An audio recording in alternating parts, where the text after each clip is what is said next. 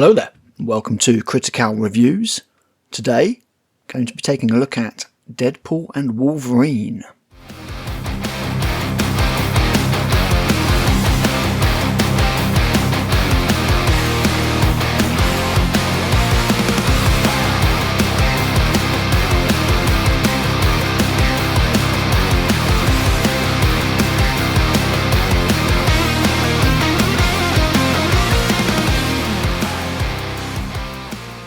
Oh boy, this is going to be a tricky one to review.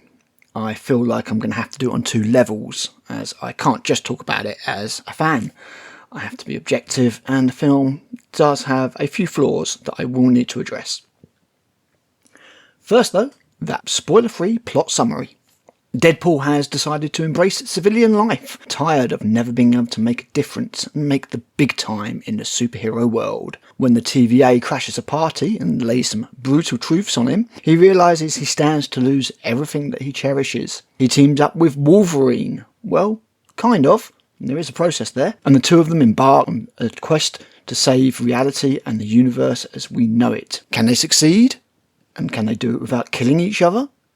Now, first of all, let's get something out of the way. If you did not like the previous Deadpool films, you are not going to like this. This is Ryan Reynolds at his most Deadpool. He is annoying, irreverent, immature, and hilarious. I spent most of this film wondering how in the name of fuck they got away with what they did in this movie. I have no idea how it isn't an 18 certificate. There is more swearing, more blood, and gore in this film than I could have possibly imagined. It is insanely violent. Secondly, all of the mainstream critics have lambasted this film. Some of them have complained about its lack of coherence. Some of them have complained about its silliness. Some have called it soulless. One even devoted an entire paragraph to its homophobia by over-comparison. Well, you know what? It wasn't made for you. This is for the fans. By the fans. For there is no doubt at all that Ryan Reynolds is a fan. The pure depth of service in this film shows the care he has for the character, and that is one thing that does shine through the movie. The trailers have shown you nothing. There are references and Easter eggs and member berries galore. In fact, the nods flow as plentifully as the blood, and that is abundant to say the very least. Sadly though, it does compromise the film, as I will explain shortly. There are loads of spoilers, and just when you think they're done, they pull another rabbit out of the hat, and it gets more and more ridiculous and impressive. This is just not a serious film, in the slightest. For the most part, its interest is in entertainment and nothing else. It's not the laugh-a-second Fast and Furious cameo fest I expected. The cameos that aren't throwaway one-liners, and there are a few of those, mean something, and they show an awful lot of affection for the Fox Marvel universe at the very least. While we are there, let me just say that this film does not let up in its criticism of Disney and recent Marvel. It shows a self-awareness for Disney that I had not expected, and while I imagine there were probably a few internal people that railed against Reynolds' choices, I'm glad that he seems to have, for the most part, been given full autonomy in this case. It really does show. That said, the film's barbs are superficial. It never really gets stuck in like you want it to. The film is also completely free of any of the tiresome politics of recent Marvel films. In fact, it goes out of its way to be different, and sometimes it feels like anti-Phase 4. It's a breath of fresh air, and I had a smile on my face for the vast majority of it. And under the silliness, the violence, the fan service, and yes, even the swearing, this film does have heart. Hell, it has more heart and pathos than anything that Disney have managed in Phase 4. Genuinely, Hugh Jackman in particular has quite possibly never been better. This is a journey of redemption, of the rediscovering of worth and value. It's just buried under a mountain of jokes, blood and F-bombs. In that way, it's quite similar to the previous Deadpool films. It's just in this one, everything is turned up to 11.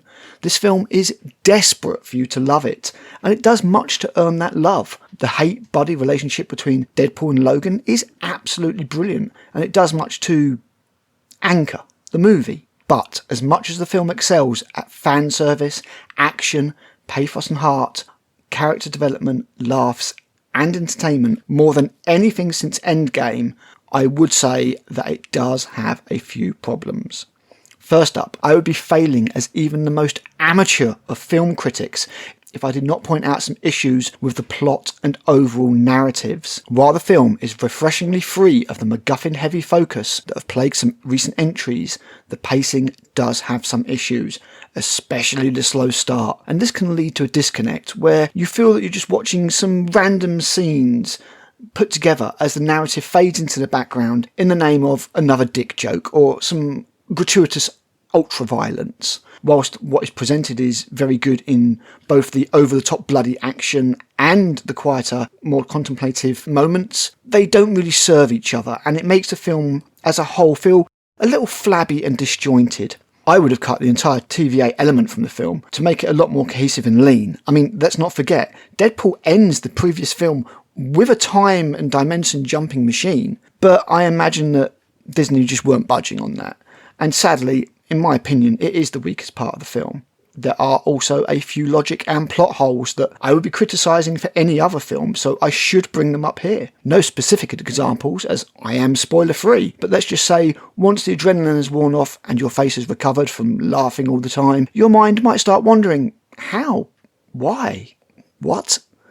The swearing also frankly became a little much. There was one point where even I, who has been known to swear like a sailor, was thinking it was a little bit over the top. As I say, I have no idea how this stayed a 15. No idea at all. What the film could have done is draw some attention to its flaws, its narrative flaws, its pacing flaws, in the way that only Deadpool can. Excused itself in the way that only Deadpool can. Sadly, it just lacked that self-awareness. But then this is a Deadpool film. It's also not what I would call clever. It's hilarious, but often you're laughing at the wrongness of it, of the absurdness of it, in an immature kind of way, the kind of no fucking way laughter of incredulity that you get from the sheer ludicrous of everything that you're seeing. But there isn't anything particularly highbrow about it. It's pretty puerile and superficial overall. There is also nothing particularly clever or inventive about much of the editing or direction, apart from one very creative scene at the opening of the movie. Some of the CG is also what I would charitably call dodgy, or just Marvel, I guess. It could have done with a bit more tweaking and refining, and honestly the film reeks of Disney needed a summer film, so we didn't quite have the time to polish it the way we needed to in most of its shortcomings. Right, final verdict. Deadpool and Wolverine is a love letter to the two titular characters and a heartfelt send-off to the Fox Marvel universe. It is filled with more ideas, heart, pathos, character development and entertainment than anything else in all of Disney's Marvel Phase 4 combined. It embarrasses Disney Marvel, and it makes everything that they've done since Endgame look like an absolute joke. It is filled with references and Easter eggs, some of which will elude the casual fan, and some of which are actually really deep cuts that I think eluded me. It's a film made by fans, for fans. It's not for the stuffy critics. It doesn't care if you think it's a great film, as long as you have a great time watching it. There are many oh my god moments. It wants to please you all the time, and it doesn't really care how it does it. It's relentless, overbearing, and loud and funny, just like the Merc with a mouth himself. And though I don't think it quite lives up to the tight economy of the first movie, it is better than the second film. It's not going to save the MCU. It doesn't even try. It's an anomaly, nothing more. But it's an insanely enjoyable movie with a few flaws, and Captain America Brave New World is going to struggle hard to live up to this entry. Best hope for it is that it's better than the Marvels, which shouldn't be too difficult. Thanks for watching. I've been Critic, and I'll be back with another movie review soon.